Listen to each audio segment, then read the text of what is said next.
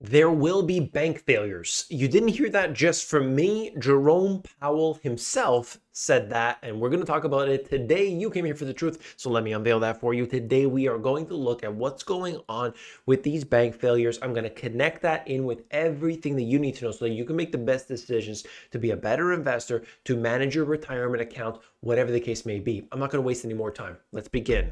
If you look at this article here, it's going to cover what Powell had said, and I found it to be very interesting. There will be bank failures. That is an actual quote. I didn't just make that up. I didn't just put in the title to get your clicks. Caused by commercial real estate losses, something that I have been talking about on this channel for many years, and now we can see that it's making its way all the way up to the top of the financial system. Powell said that the banks are in trouble with falling office space, and retail assets are not the big banks, which are designated as systemically important in the aftermath of the 2008 financial crisis. That episode resulted in a taxpayer bailout of the financial sector. Don't worry though, this time is different. I tried to say it without laughing.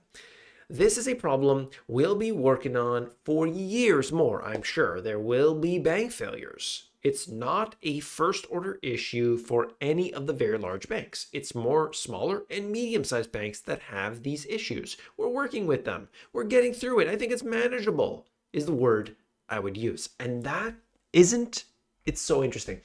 For people who have been on this channel for a while, manageable.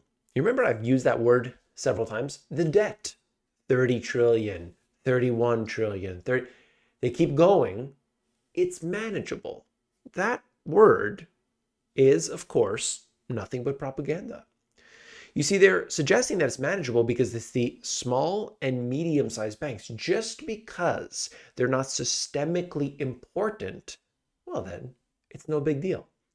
But of course, we know that that is actually not the case. Percentage-wise, if you're not aware already, more than half of the loans that are going out to the commercial real estate are coming from these so-called small and medium banks. Just because they don't have all the people's deposits, or just because they don't have the big JP Morgan on the outside of it, doesn't mean that they're not tied into everything. You got to realize that SVB, nobody knew who it was until it failed. You realize this. That's the trouble. So now we have Powell coming in. Well, what's the data? Show me the charts. Show me the diagrams. Well, I'll give that to you here on this channel. I give you everything. That's where I differ from a lot of others. It's kind of a, trust me. Don't worry, just try. No. Not here on this channel. Everything's there in front of you and sourced. I'm not just reading off of some page and then you just got to look at my face the whole time. Let's look at the data together. Hundreds of U.S. banks may go bust as CRE, commercial real estate, decays. NBER study shows the significant impact on the financial institutions. Looking at this is the percentage of CRE defaults. It's getting worse and worse over time. Okay? We're seeing this all throughout. What worries me the most is not necessarily, bank failure, bank failure. It does happen. Banks do fail. Okay, companies fail all the time. Whether it's a bank, whether, it's just some brick and mortar store, they do fail. However, we've put so much trust into them. That's one problem. But let me tell you the other problem is something called fractional reserve lending. When we have a fractional reserve monetary system, one failure could then domino all the rest. You see, that's the problem. If you had a small business, you had a bakery, and your bakery failed, okay, that's a problem for you. It's a problem for your family, the people who were supplying you all your goods, and of course, if you had any debt, whoever was lending to you. But when there is a systemic problem like we're seeing today, that's a bigger issue because it involves the fractional reserve lending. This is a big issue, and it's, of course, not being covered to the degree that it should. You're probably asked yourself, what's the real estate exposure, commercial real estate exposure of the largest U.S. banks, total loans by bank? This is the proportion of commercial real estate loans. So in the case of JP Morgan, total pie would be 1.4 trillion, and 12.6% of that is the commercial real estate. Still significant.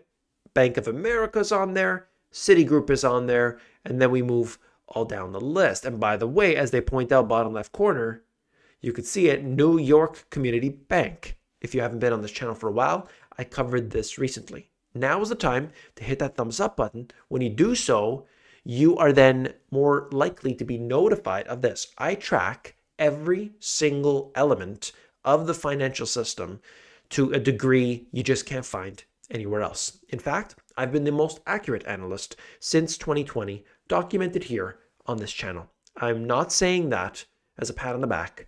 I am wholeheartedly worried about what I have said because it has been completely in tune with everything that's happened, and that is a big concern for not just me, but the people around me. Okay? Due to its high concentration of commercial real estate loans, Moody's recently downgraded New York Community Bank's credit rating to junk status. Why is that a concern? When they get downgraded to junk, a lot of funds dump it. And so it creates a cascading effect. So watch out for that.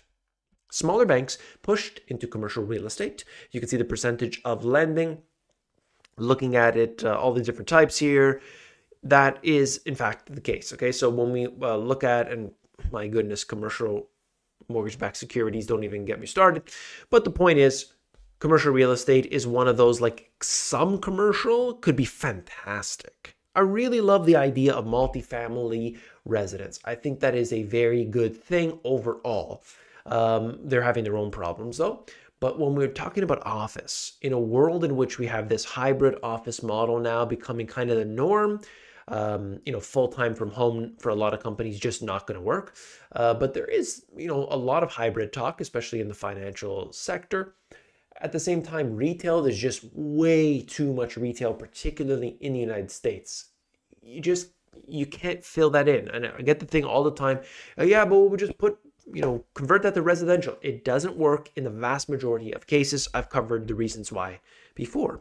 Now we move into the residential. I wanted to show you this 12-month inventory shift in active listings between February 2023 and February 2024. The worst circumstance being for Florida here, plus 46%. That's a huge concern. That's a huge concern. We'll see though. Because when you look at this, yeah, year over year can kind of skew things sometimes. Mississippi, Louisiana, it looks like concentrated in these areas here where perhaps there was a lot of movement coming in at this point.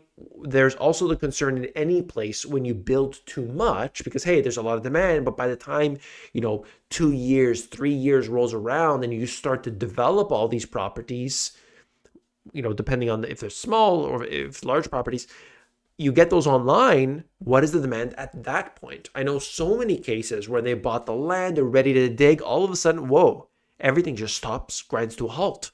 And then that just an empty lot for the longest time. It's because things change. Florida house prices fall as homeowners desperately try to sell. That's a little bit skewed as well. You got to look at particular areas. But when we see prices coming off these crazy peaks, you have to expect that. UK property asking prices rise at the fastest pace in 10 months. So this is crazy to say the least when we look at it in Australia, in UK, in Canada, New Zealand.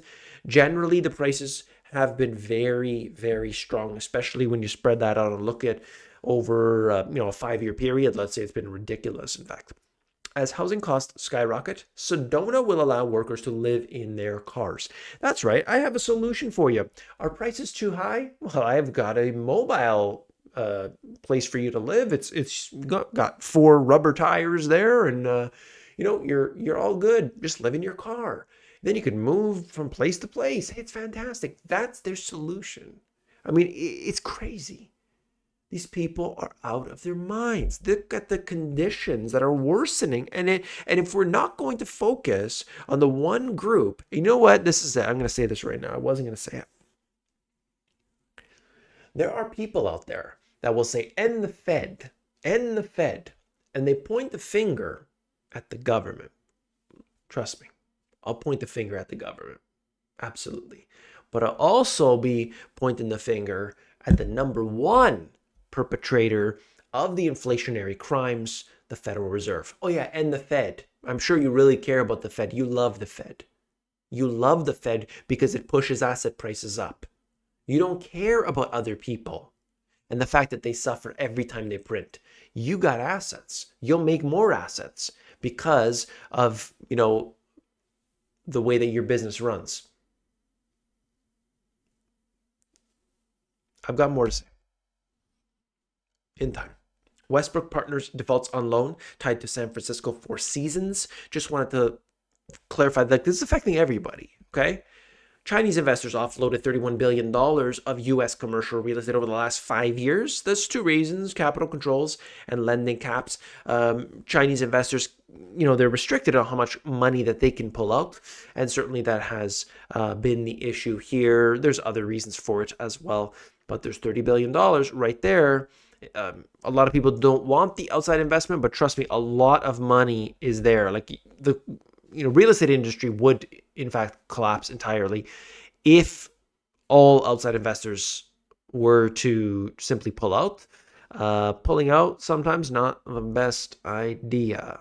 All right, and then we have this: the 6% commission on buying or selling. And by the way, foreign investment, I think it needs, we can have a debate about this, but there are certain ones that should be just a no-no. Okay, if it's near like a military asset, there's no way that should ever be allowed. Like, it's just obvious. Having critical infrastructure, no. But like a house in the middle of the suburbs, not so much a big deal. We can look at that anyway, but it's a whole different story. I think we should look at the nuance there before we just have a blanket statement, because understanding how a country is built, it's a lot. There's a lot of foreign investment in every country. All right. And what happens as soon as a country is if it's a closed country and it suddenly opens up, you just have massive development that happens in the country. And usually, what we've seen from communist countries is that, you look 10 years, 20 years down the road, they're better off after they open up with that outside investment. The 6% commission on buying and selling a home is gone after Retailers Association agrees to the seismic settlement. This is probably beneficial for everybody except for real estate agents, of course. When prices were super low, maybe it's okay. But as the price moves up, like you're selling a home that's $2 million, it might be a shoebox in Toronto. But that real estate agent is making big money. Now, I've got a lot of friends that are real estate agents, and I see what's happening here. So I don't wish people to make less money, that's for sure. But we have to be creative at this time for all different reasons. If you want to know how to be creative, if you want to get all your stuff sorted out, number one, hit that thumbs up button, because this channel's got that for you. You got to join the Finance Friday crew. Please check this out. Finance Friday crew is literally way ahead of everybody because, quite frankly, 2 hours every single Friday dialing into all this information, of course they're going to be ahead.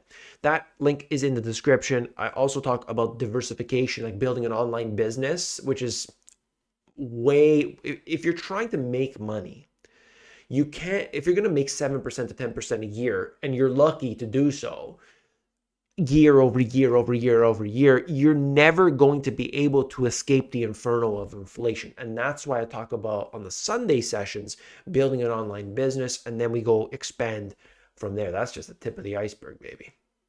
I want you to see you here tomorrow. Don't forget to come back. All right? Take care.